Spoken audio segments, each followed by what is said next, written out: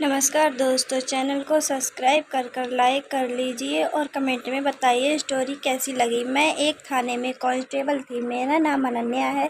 मेरी शादी को 2 साल हो गए। मेरा 6 महीने का बेटा है। वह पिछले दिनों से काफ़ी बीमार था। मैं उसी नानी के पास छोड़कर आती थी, मगर उसकी तबीयत संभलने में नहीं आ रही थी। मेरी माँ कहने लगी, अपने बेटे को डॉक्टर के पास ले चलो। थाने से छुट्टी ले ली और मैं भगवान से प्रार्थना कर रही थी और उसके लिए कुछ क्या नहीं किया। आखिरकार भगवान ने मेरी सुन ली और मेरा बच्चा ठीक हो गया। तो मैं वापस ड्यूटी पर आ गई। मुझे जेल में एक नया चेहरा नज़र आया। मैंने अपनी लेडी कांस्टेबल से पूछा, इस लड़की का जुर्म क्या है? उसने बताया और मैं उसे सुनकर दंग रह गई। वे कहने लगी कि यह लड़की अपने 3 महीने के बच्चे को मारकर आई है। मेरे सामने एक ऐसी लड़की थी जो इंसान कहलाने लायक नहीं थी। उसकी उम्र कोई 21 साल होगी। चेहरे पर मासूमियत थी। वह बोली, तुमने अपने बच्चे को क्यों मारा? उसने मेरी बात अनसुनी कर दी और वह उदास निगाहों से यहाँ वहाँ देख रही थी।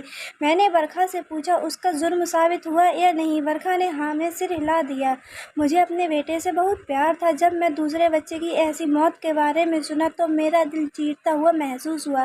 बार बार मुझे अपने बच्चे की शक्ल आंखों के सामने नजर आ रही थी। खैर, मैं माँ हूँ। जेल में बाकी कैदी औरतों का शबनम के साथ अच्छा रवैया नहीं था और औरतें भी उससे बुरा भला कहती थी। वह उस पर उंगली उठाती थी। वह चुप रहती थी। मुझे लगा था वह ज़्यादा दिन तक ये सब बर्दाश्त नहीं कर पाएगी और एक दिन सच बताएगी। मगर 2 हफ्ते बीत जाने के बाद उसके मुंह से कोई बात ना निकली। वह खाना भी नहीं खाती, बस खाली दीवारों को ताकती रहती। एक दिन शबनम से उसका पति मिलने आया। उन दोनों की मुलाकात के बीच मुझे उन पर नज़र रखने के लिए खड़ा कर दिया गया। तब मैं शबनम के पति को देखा और हैरान रह गई। वह एक हैंडसम नौजवान लड़का था। शक्ल से बड़ा पढ़ा लिखा और सुलझा हुआ लग रहा था। वह कहने लगा, शबनम, तुमने हमारे बच्चे के साथ कितना बुरा किया है। तुम्हें ऐसा नहीं करना चाहिए था। मैं मानता हूँ तुम्हें मुझसे नफरत थी, मगर तुमने बच्चे की जान क्यों ली? मेरे कानों में उसकी किलकारियाँ गूंजती हैं। मैं तड़पता हूँ। एक पल के लिए उसकी शक्ल मेरी नज़रों से हटती नहीं है। शबनम, तुम अगर उसे पालना नहीं चाहती हो तो उसे मेरे पास छोड़ देती, मगर इस तरीके से उसे ना मारती। तुमने मेरे बच्चे की जान क्यों ली? शबनम का पति फूट फूट कर रोने लगा, जबकि सनवर बुत बनी बैठी रही थी। यह मंजर देख मेरा दिल काटने को दौड़ रहा था। फिर उसका पति बोला, मैं जानता हूँ तुम मोहल्ले के अतुल को प्यार करती थी। उसी की वजह से तुमने मेरे बच्चे को मारा। तुम्हें मैं डिवोर्स दे देता और तुम उससे शादी कर लेती, मगर तुम्हें यह पता कहाँ था कि तुम फिर भी नहीं मिल पाओगी। तुम जेल की सलाखों के पीछे चली जाओगी। तो अब तुम मुझे बताओ, मैं क्या करूं? तुमने तो अपने इश्क के आगे मेरा हंसता खेलता घर उजाड़ कर रख दिया। तुमने मेरा बच्चा मार दिया और अब तुम जेल में बैठी हो।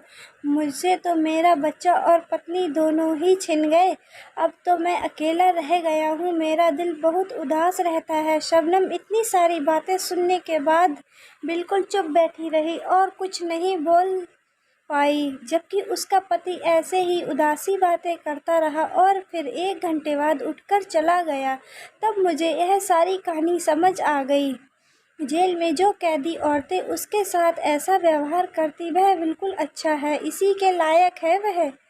जबकि जेल में इन सब की इजाज़त नहीं होती है। हमारी ड्यूटी यह होती है कि अगर जेल में किसी तरह की बदतमीजी किसी के साथ हो रही है तो उसे रोका जाए, कैदियों को आपस में लड़ने ना दिया जाए। लेकिन अब मैं शबनम के मामले में बिल्कुल चुप रहती थी। 2-3 दफ़ा मेरे ही सामने शबनम के साथ कैदी औरतें लड़ने लगी थीं। मैंने उन्हें रोकने की कोशिश नहीं की। खैर, काफ़ी दिन बीत गए। एक दिन शबनम से मुलाकात करने के लिए काफ़ी उम्र की एक औरत आई। मैं बहुत हैरान थी, अब उससे मिलने ये कौन आया है? क्योंकि उस कैदी औरत को 1 महीना हो गया था। फिर एक बार उसका पति आया है और मुझे पता चला कि आज उसकी माँ उससे मिलने आई है। मैंने यह सोचने लगी, आज से पहले उसकी माँ कहाँ थी? वह अपनी बेटी से मिलने क्यों नहीं आई?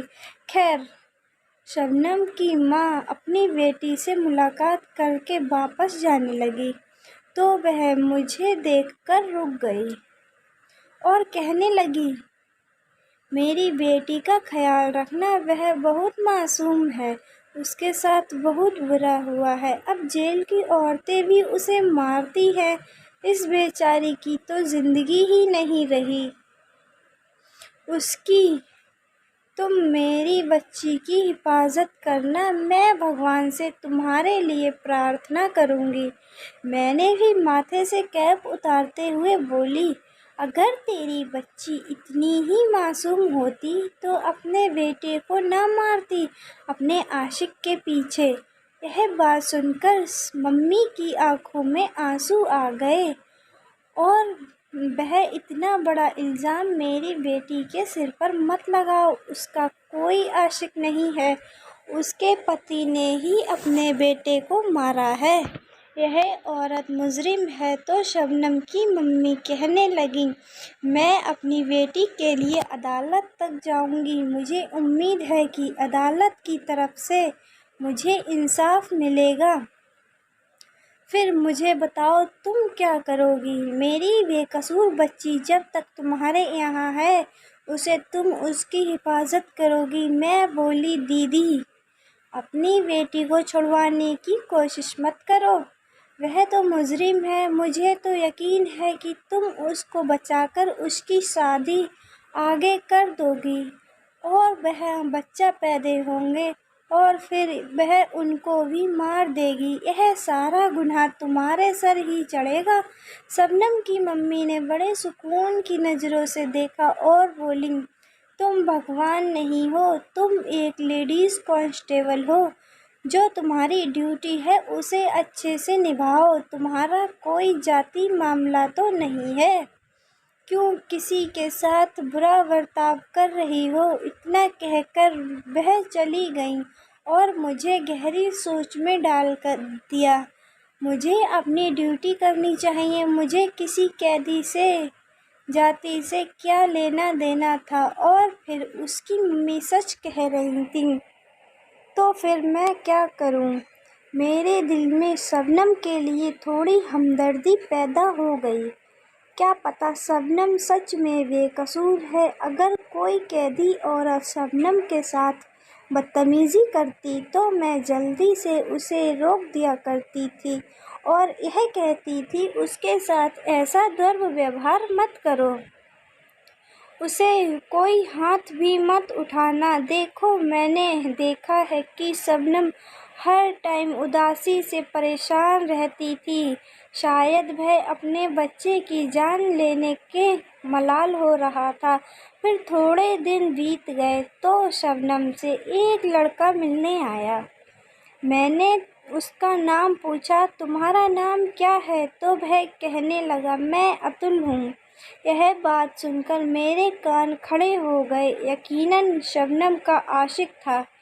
मैंने उसे दोनों की मुलाकात करवा दी। इस बार मैं भी पास खड़ी थी। मुझे बड़ा शक था कि आखिर यह बात क्या बातें कर रहे हैं, तो इसीलिए मैं जानबूझकर उनके अगल बगल में चक्कर लगाती रही। अतुल बार बार यही कह रहा था, शबनम, तुमने अपने बच्चे की जान लेकर अच्छा नहीं किया। तुम मुझे पसंद करती थी तो ठीक है, मुझे भी तुम अच्छी लगती थी, मगर इसका यह मतलब तो नहीं था कि तुम अपने बच्चे की जान ले ली। तुमने पति से डिवोर्स भी तो ले सकती थी ना। अब अगर तुम जेल से छूट भी गई तो भी मैं तुम्हें नहीं अपनाऊंगा। इतना ही अतुल कहकर चला गया और शबनम दीवारों की तरफ देखती रही। तब मैं आगे बढ़ी और बोली, देख लिया, यह दुनिया रिश्तों की ऐसे ही होते हैं। देखो, कोई किसी का नहीं होता है। तुमने बिना वजह अपने बच्चे की जान ली है। वह मुझे देखकर दंग रह गई। उसने आज भी मुझसे कुछ नहीं कहा।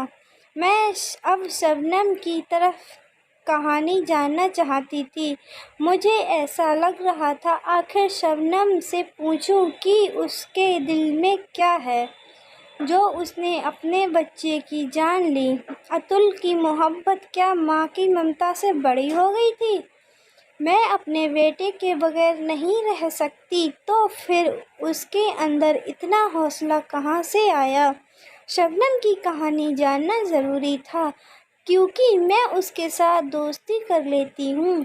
अब तो मैं उस पर गुस्सा भी नहीं किया करती थी, उस पर ध्यान दिया करती थी। खाना खा लो, क्योंकि वह खाना बहुत कम खाने लगी थी।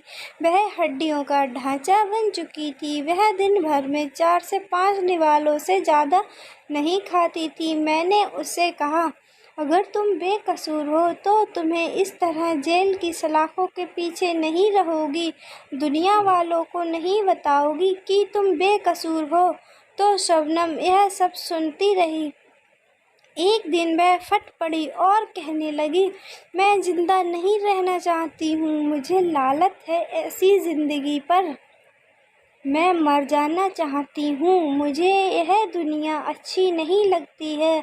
शबनम के चुप रहने के पीछे यही वजह थी। डिप्रेशन का शिकार हो चुकी थी, अपने बच्चे की जान ली थी। अब वह उसे याद करती है। उसे अपने बच्चों का मर्डर का सदमा लग गया होगा। वह मर जाना चाहती थी, वह जिंदा नहीं रहना चाहती थी। उसकी मम्मी ने कहा कि मैं अदालत तक तुम्हें लेकर जाऊंगी, मगर शबनम ने अपनी मम्मी को अपने सर की कसम दे दी और कहा कि आप मुझे सज़ा काट लेने दो, मैं बहुत बुरी हूँ, मैं मर जाना चाहती हूँ। मगर फिर भी उसकी मम्मी ने अपनी बेटी के लिए अदालत में फ़ाइल लगा दी। अब अदालत में उसकी सुनवाई होनी थी। पहली सुनवाई पर मैं उसके साथ नहीं गई, क्योंकि दूसरी लेडीज़ कांस्टेबल चली गई थी। जब शबनम वापस आई तो मैंने उससे पूछा कि आज जज ने तुम्हें क्या कहा? तो शबनम मेरी आंखों में आंखें डालकर बोली, मैंने अदालत के सामने अपना जुर्म कबूल कर लिया है। और उसने कहा, मेरी सज़ा फांसी से कम नहीं होनी चाहिए।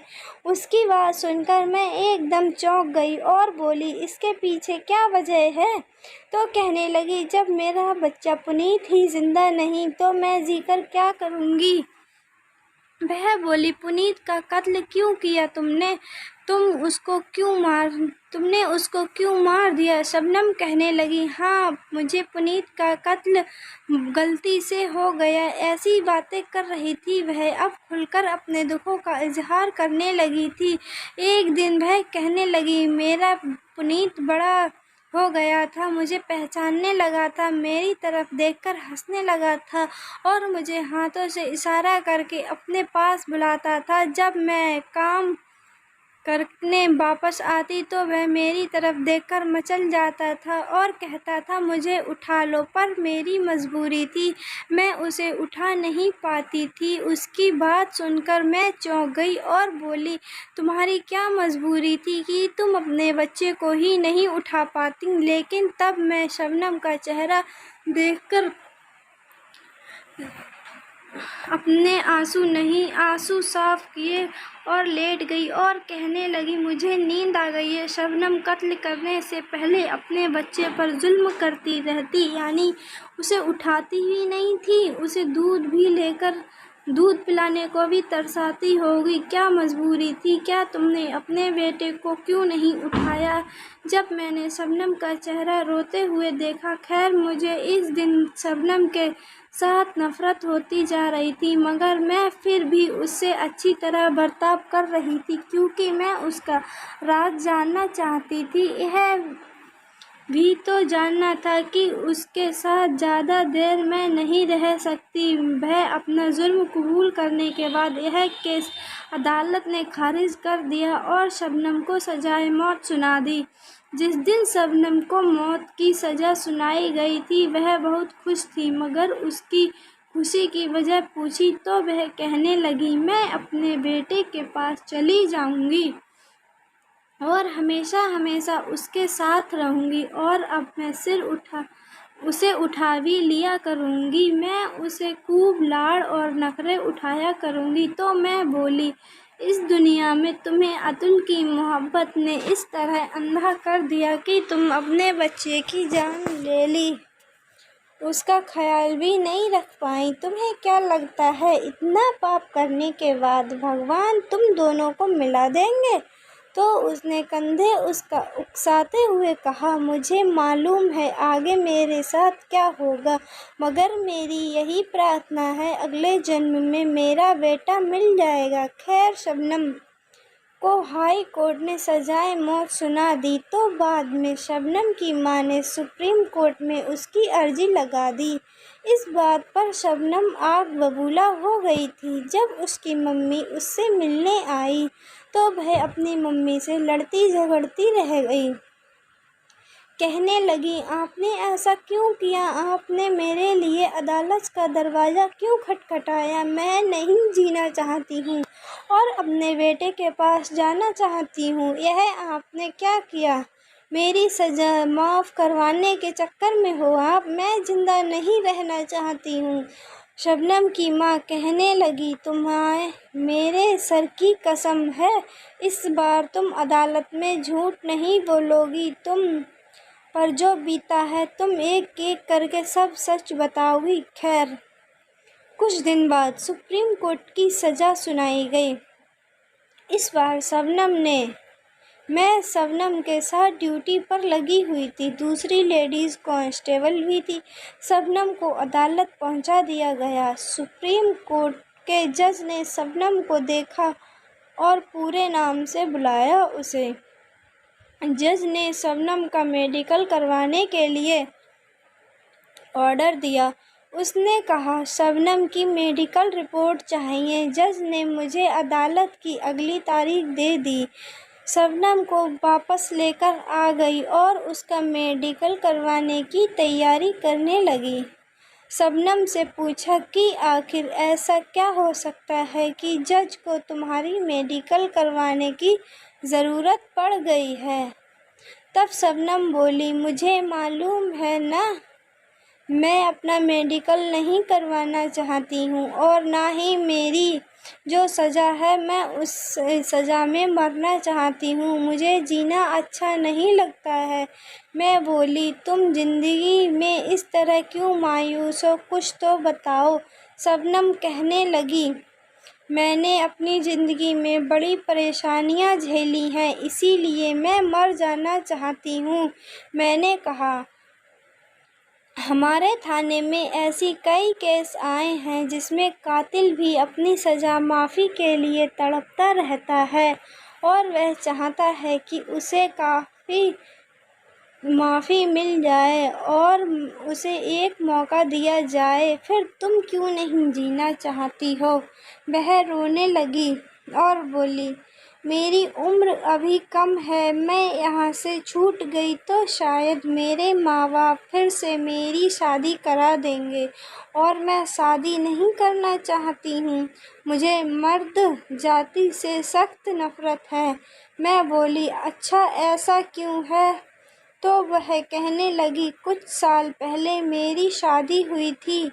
मेरे पति अब्बास एक अच्छा इंसान था। हम दोनों एक दूसरे का ख्याल रखा करते थे। वह मुझ पर जान निछावर करते थे। सब कुछ अच्छा चल रहा था। फिर उम्मीद ज़्यादा हो गई। अब्बास मेरा ख्याल और भी ज़्यादा रखने लगा था। मुझे ज़िंदगी में किसी चीज़ की कोई कमी नहीं रह गई थी। अब हमारे पास हर चीज़ थी, लेकिन फिर हमारी ज़िंदगी में अब तीसरा आदमी आ चुका था, जिसकी वजह से मेरा चैन और सुकून सब खराब हो गया था। मैं चौंक गई। मुझे लगा शायद शबनम अभी अतुल का नाम लेने वाली है, क्योंकि अब्बास और शबनम की ज़िंदगी में अतुल ही आया था ना। लेकिन वह बोली, अब हमारी ज़िंदगी में निशा आ गई थी। मैंने शबनम की तरफ देखा और बोली, सच कह रही हो?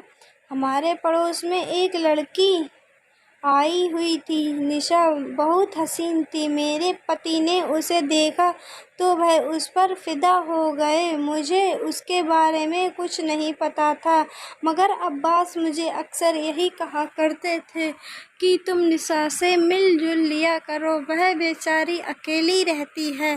तो मैं अपने पति की बात पर राजी हो गई और निशा से मिलने लगी थी। मेरी और उसकी अच्छी खासी दोस्ती हो गई थी। मैं निशा को अपने घर बुलाती थी तो अब्बास बहुत खुश होता था। मेरी तबीयत उन दिनों ख़राब रहने लगी थी। उन दिनों मेरा बेटा इस दुनिया में आने वाला था तो अब्बास मुझसे कहता कि तुम निशा से अपनी मदद ले लिया करो, उसे बुला लिया करो।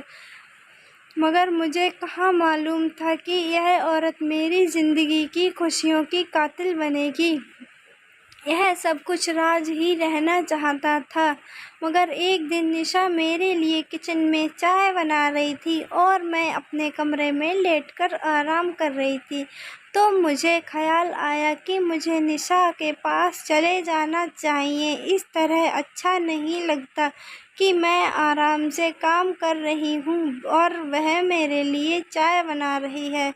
मैं किचन में गई तो यह देखकर दंग रह गई कि निशा और अब्बास हाथों में हाथ पकड़कर बातें कर रहे थे और कह रहे थे, मैं तुम्हें बहुत जल्दी अपना लूँगा।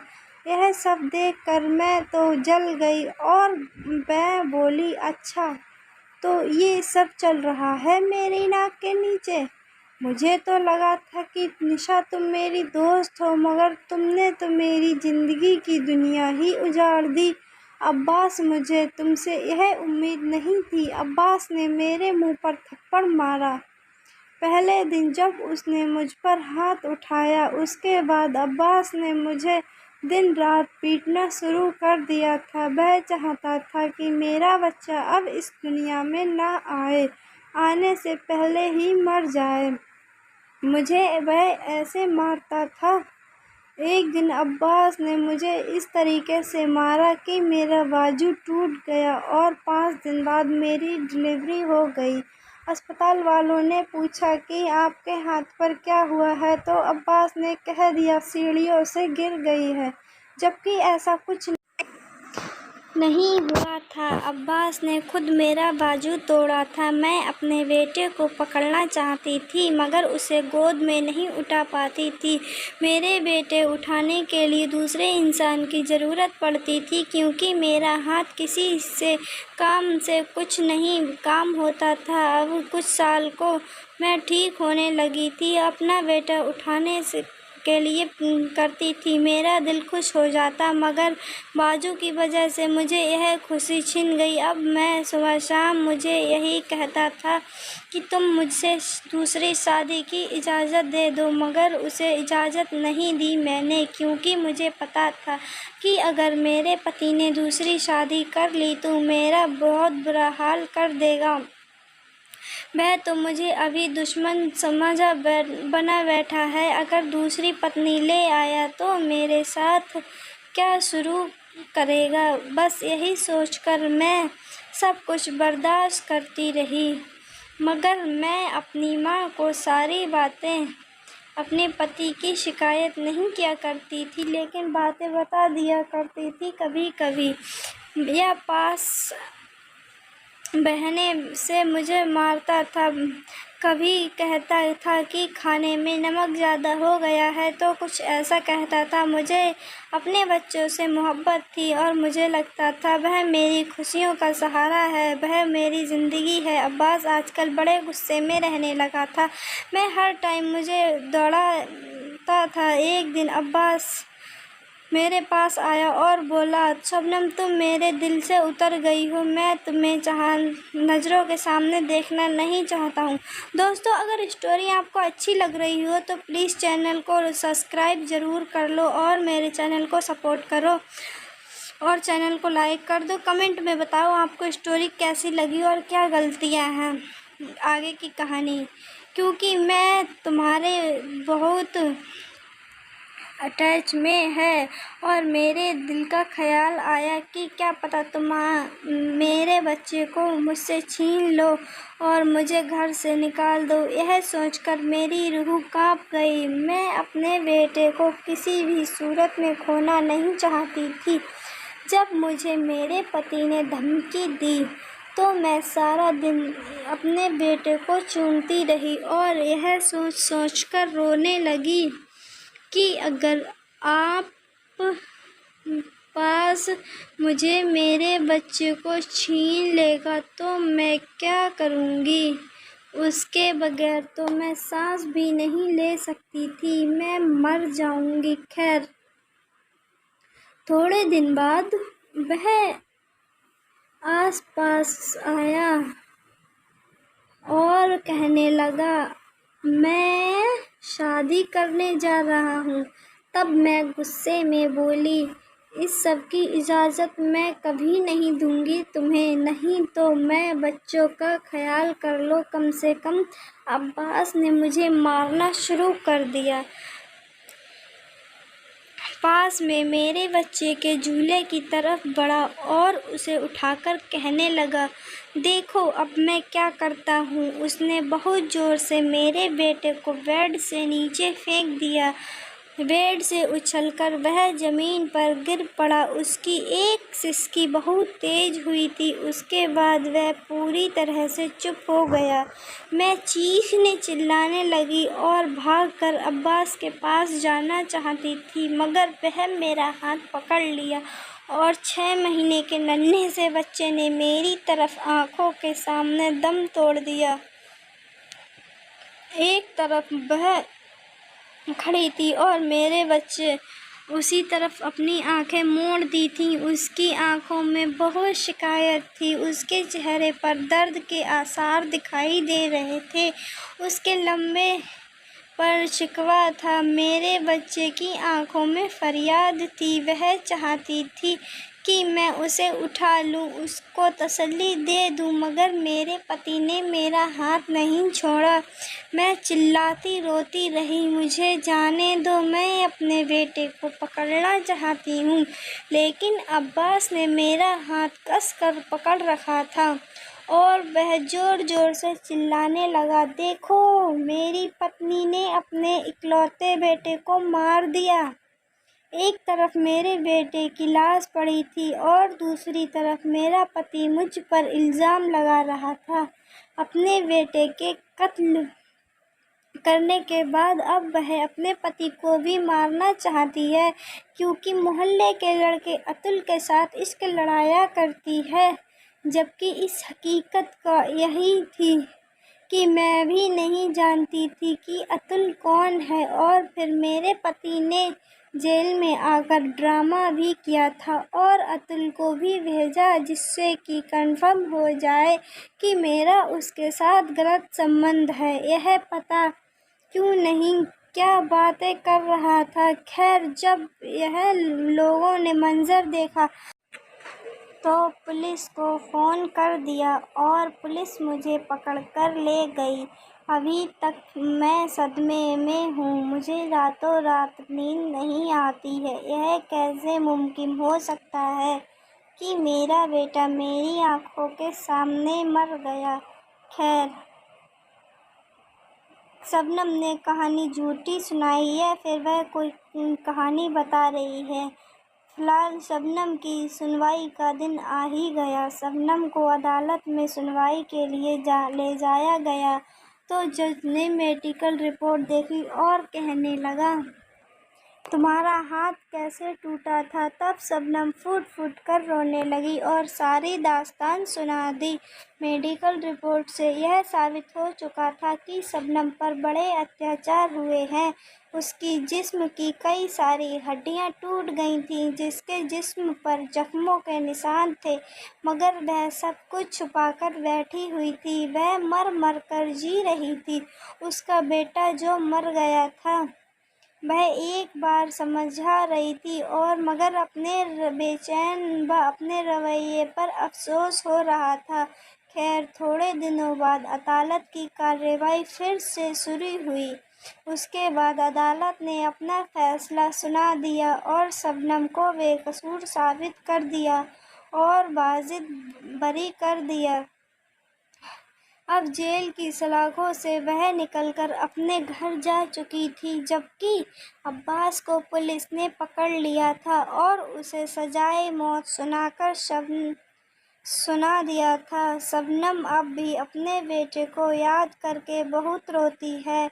मुझे मालूम है कि उसके साथ बहुत बड़ा जुल्म हुआ है, मैं तो उसके लिए प्रार्थना करती हूँ भगवान से। दोस्तों, यह कहानी अगर आपको पसंद आई हो तो प्लीज़ लाइक करना और उसे शेयर करना। हमारे चैनल को सब्सक्राइब करना ना भूलना, ताकि हर आने वाली वीडियो का नोटिफिकेशन आपके पास पहुँचता रहे। Thank you for watching. Like and subscribe मिलते रहें। हम अपनी अगली कहानी में सदा मुझ पर स्नेह और प्यार बनाए रखें। और मेरा प्यार भरा नमस्कार।